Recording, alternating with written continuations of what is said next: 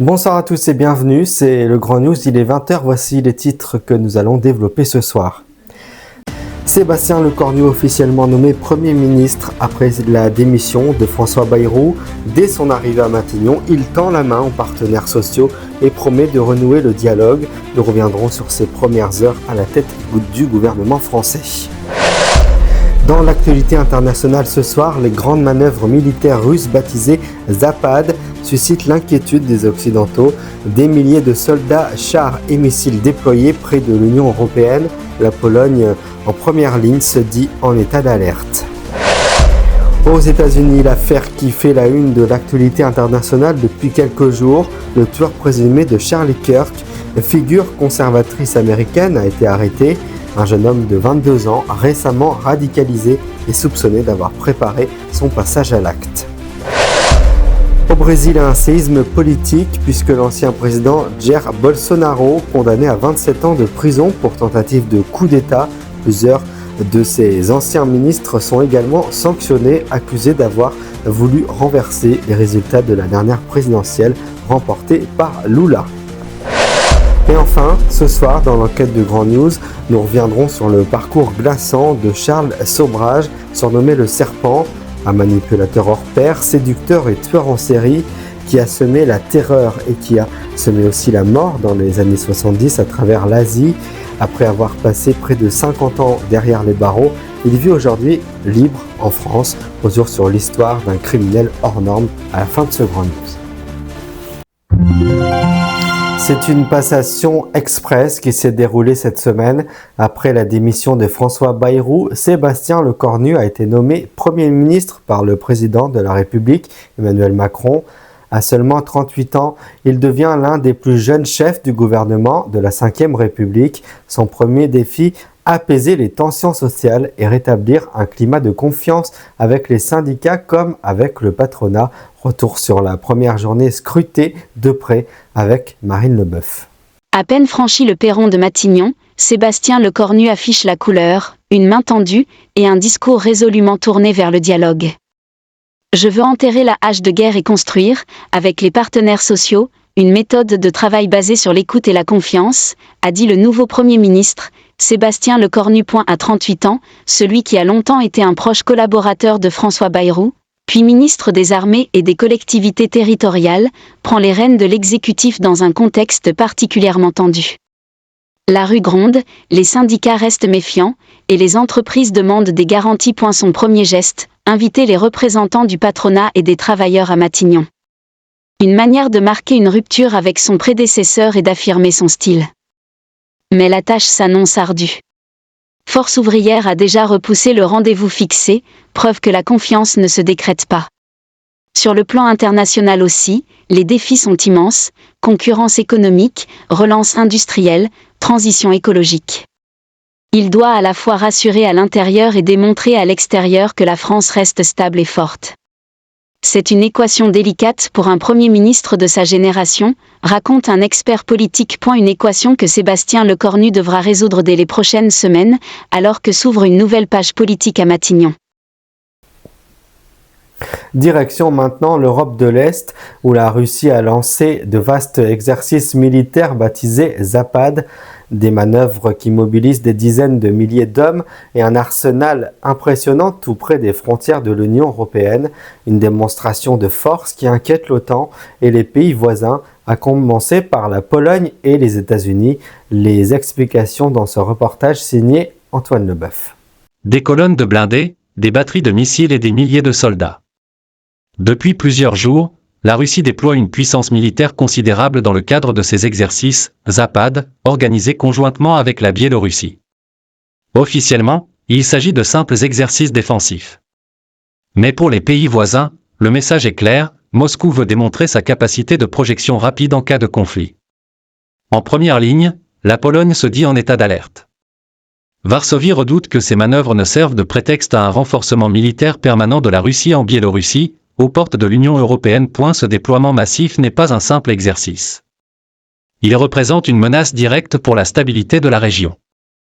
L'OTAN observe avec la plus grande attention. L'Alliance Atlantique a d'ailleurs lancé en parallèle une opération baptisée « Sentinelle », destinée à surveiller les mouvements russes et à rassurer ses alliés. Les experts rappellent que ce type de manœuvre n'est pas nouveau. Tous les 4 ans, Moscou organise Zapad, souvent perçu comme une répétition générale d'un conflit de grande ampleur. Mais dans le contexte actuel de tensions accrues entre la Russie et l'Occident, ces images prennent une dimension particulière. Entre démonstration de force et signal politique, elles ravivent les craintes d'une nouvelle escalade aux frontières de l'Europe. C'est une arrestation qui suscite de nombreuses réactions. Outre-Atlantique, le FBI a interpellé un jeune homme de 22 ans soupçonné d'avoir assassiné l'influent polémiste conservateur Charlie Kirk. Selon les enquêteurs, l'individu aurait agi pour des motifs politiques après avoir multiplié les déclarations virulentes contre la victime. Retour sur une affaire qui secoue la scène politique américaine avec notre journaliste Bernard Fleury. Devant les caméras de la police locale, le visage fermé de Tyler Robinson, 22 ans.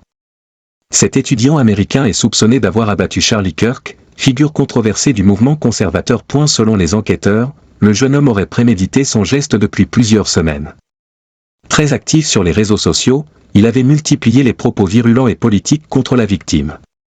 Charlie Kirk, fondateur de l'organisation Turning Point USA, était une personnalité connue pour ses positions ultra-conservatrices et son influence croissante auprès d'une partie de la droite américaine.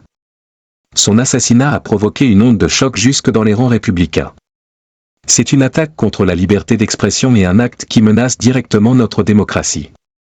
Le FBI évoque un climat de plus en plus tendu aux États-Unis, marqué par la radicalisation d'une partie de la jeunesse et une polarisation politique extrême. Alors que l'enquête se poursuit, le suspect devrait comparaître dans les prochains jours. Il encourt une lourde peine de prison fédérale. Un drame qui relance le débat sur les violences politiques et la sécurité des figures publiques, dans un pays déjà fracturé par les tensions idéologiques. C'est une décision qui frappe l'ancien chef de l'État brésilien Jair Bolsonaro.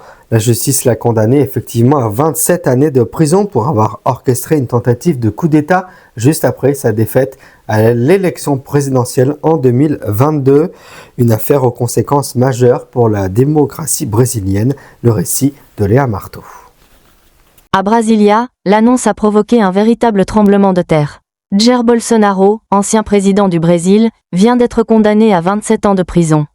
Les juges l'accusent d'avoir tenté d'annuler le scrutin présidentiel perdu face à Luiz Inácio Lula da Silva, en incitant l'armée et ses partisans à contester les résultats. Dès la proclamation des résultats, Bolsonaro avait multiplié les discours contestant la légitimité du vote. Ses proches sont accusés d'avoir préparé un plan destiné à empêcher Lula de prendre ses fonctions. Plusieurs anciens ministres et conseillers ont également été condamnés. Tous auraient participé à ce projet de coup d'État, finalement avorté, mais qui a marqué durablement la scène politique brésilienne. C'est une décision sans précédent. Jamais un ancien président n'avait été jugé aussi sévèrement pour avoir menacé l'ordre démocratique, raconte un analyste brésilien. Réfugié un temps aux États-Unis après son départ du pouvoir, Jair Bolsonaro reste une figure clivante. Ses soutiens dénoncent une condamnation politique, tandis que ses opposants saluent une victoire de la démocratie. Cette condamnation, si elle est confirmée en appel, pourrait écarter définitivement l'ancien président de la vie politique brésilienne. Un tournant majeur pour le pays, encore marqué par les fractures idéologiques. Son nom a marqué l'histoire du crime. Charles Sobhraj, surnommé le Serpent, pour sa capacité à manipuler et à échapper aux polices du monde entier. Il a assassiné des dizaines de jeunes touristes en Asie dans les années 70, arrêté, condamné, emprisonné à plusieurs reprises. Il aura passé une grande partie de sa vie derrière les barreaux, soit 40 ans exactement, après avoir été libéré pour des raisons de santé. Retour sur le parcours d'un homme aussi fascinant que terrifiant avec Bernard Fleury, et c'est l'enquête du Grand News ce soir. Dans les années 1970, sur la célèbre route des hippies qui mène d'Istanbul à Katmandou, un homme sème la mort dans l'ombre. Son nom, Charles Sobhraj. Polyglotte, séducteur, il se fond dans le décor des voyageurs occidentaux en quête d'aventure. Derrière son allure charismatique se cache pourtant un redoutable manipulateur, capable de tuer sans remords. Son mode opératoire est toujours le même. Sobhraj repère des touristes, souvent jeunes, parfois vulnérables, attirés par la découverte et la liberté. Il les aborde avec aisance, offrant son aide ou son hospitalité. Très vite, il gagne leur confiance. Puis, un verre, un repas, et un poison discret, généralement des médicaments écrasés. Ces victimes, affaiblies, n'ont plus la force de se défendre. Ensuite, ils s'emparent de leur passeport, de leur argent, de leurs effets personnels. Ceux qui découvrent la supercherie sont assassinés, souvent étranglés, poignardés ou brûlés vifs pour effacer toute trace. En 1975 et 1976, les cadavres s'accumulent. Une jeune Américaine retrouvée noyée, un couple de Néerlandais incinérés en Thaïlande, plusieurs voyageurs français et canadiens empoisonnés. La police peine à comprendre. Les enquêteurs parlent d'un homme insaisissable, qui change d'identité au gré des passeports volés. D'où son surnom, le serpent. Mais la cavale s'interrompt brutalement en 1976. À New Delhi, Sobhraj tente d'empoisonner un groupe d'étudiants français. L'un d'eux remarque son comportement suspect et alerte la police. Pour la première fois, le serpent est pris au piège. Condamné, il est incarcéré en Inde. Derrière les barreaux, il continue de manipuler. Charme, corruption, il gagne même le respect de certains gardiens. En 1986, il organise une évasion spectaculaire, mais qui n'a qu'un but, prolonger son incarcération en Inde. Car en cas d'extradition vers la Thaïlande, il risquait la peine de mort.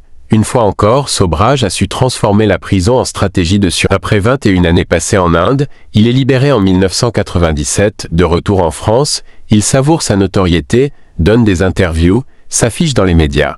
Mais son arrogance le rattrape.